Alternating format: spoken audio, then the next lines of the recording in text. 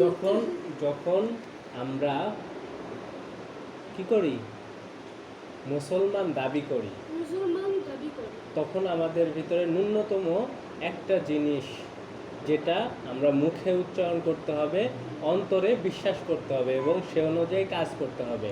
বুঝতে পেরেছ? যেমন প্রথমটা হচ্ছে কালেমায়ে তৈয়্যিবা। কি বলতো? লা লা, এটা টান দিয়ে বলতে হবে, এটা তাড়াতাড়ি বললে হবে না, ঠিক আছে? লা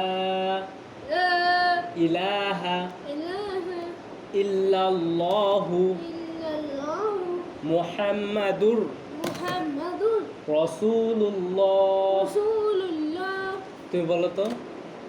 কালেমায়ে শাহাদা, না, তৈয়্যিবা বলো। কালেমায়ে তৈয়্যিবা, লা ইলাহা ইল্লাল্লাহ মুহাম্মাদুর রাসূলুল্লাহ। সুন্দর করে বলতে হবে। লা তাড়াতাড়ি বলা যাবে না। লা ইলাহা এরকম টান দিয়ে বলো। লা ইলাহা ইল্লাল্লাহু ইল্লাল্লাহু মুহাম্মাদুর মুহাম্মাদুর রাসূলুল্লাহ রাসূলুল্লাহ সাল্লাল্লাহু সাল্লাল্লাহু আলাইহি ওয়াসাল্লাম।